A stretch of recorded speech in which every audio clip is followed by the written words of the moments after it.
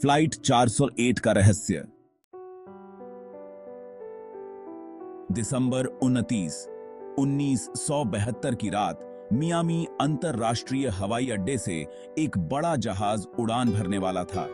Flight 401 एक locked ट्रिस्टार L1011 eastern airlines के बेड़े का गर्व था। इस उड़ान में 176 यात्री और चालक दल के सदस्य थे। गंतव्य था न्यूयॉर्क, लेकिन इस उड़ान ने कभी अपना गंतव्य नहीं देखा। इसके बजाय यह फ्लाइट फ्लोरिडा के एवरग्लेड्स में क्रैश हो गई और तब से यह एक रहस्य का विषय बन गई। फ्लाइट 401 ने मियामी से उड़ान भरी थी और न्यूयॉर्क जाने के रास्ते में थी। उड़ान सामान्य रूप से चल रही थी, लेकिन जब यह मियामी से लगभग 18 मील की दूरी पर थी तो पायलट को विमान के लैंडिंग गियर में एक समस्या दिखाई दी।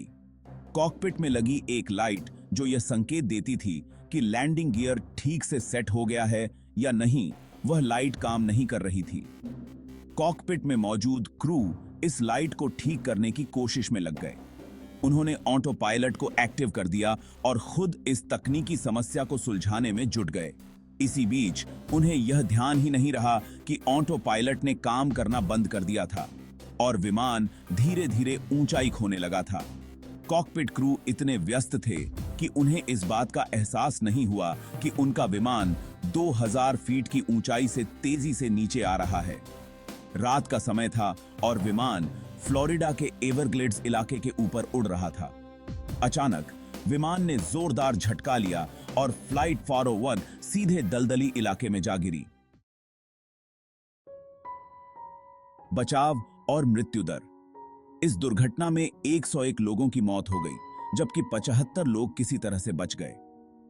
बचावकर्मी जब दुर्घटना स्थल पर पहुंचे तो उन्हें चारों ओर तबाही का मंजर दिखा। एवरग्लेड्स का दलदली इलाका और कड़कड़ाती ठंड में फंसे हुए यात्री, घायलों की चीखें और दुर्घटनाग्रस्त विमान के टुकड़े सब जगह बिखरे हुए थे। रहस्य की शुरुआत। इस दुर्घटना के बाद फ्लाइट 401 से जुड़े कई रहस्यमय घटनाओं की कहानियां सामने आईं।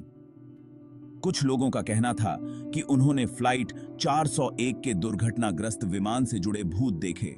ये भूत कथित रूप से फ्लाइट 401 के पायलट कैप्टन बॉब लॉफ्ट और फ्लाइट इंजीनियर डॉन रिप्पो से जुड़े थे, जिनकी इस दुर्घटना में मौत हो गई थी।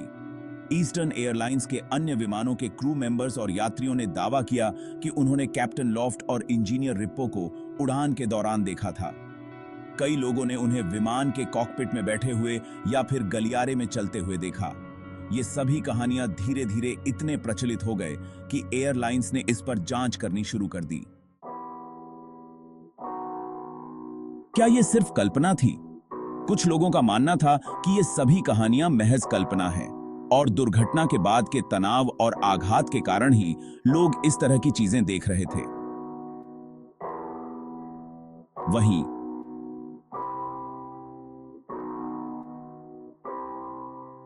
कुछ अन्य लोगों का मानना था कि फ्लाइट 401 के बचे हुए हिस्सों को अन्य विमानों में इस्तेमाल किया गया था और इसलिए इन भूतिया घटनाओं का होना संभव था। ईस्टर्न एयरलाइंस ने कभी भी आधिकारिक रूप से इन घटनाओं को नहीं स्वीकारा, लेकिन उन्होंने धीरे धीरे उन सभी विमानों से फ्लाइट 401 के बचे हुए हिस्सों को निकालना शुरू कर दिया जिनमें उन्हें इस्तेमाल किया गया था। इसके बाद इन भूतिया घटनाओं की संख्या में कमी आई। निष्कर्ष।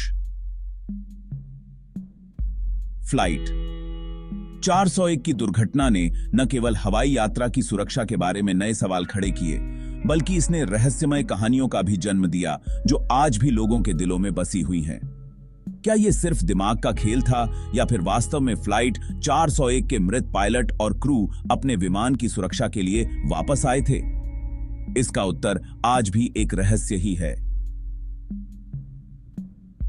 फ्लाइट 401 की कहानी एक ऐसी कहानी है जो हमें सोचने पर मजबूर कर देती है कि क्या कुछ घटनाएं वास्तव में हमारे समझ से परे होती हैं या फिर हम उन्हें अपने डर और कल्पना के जरिए बढ़ा चढ़ाकर पेश करते हैं।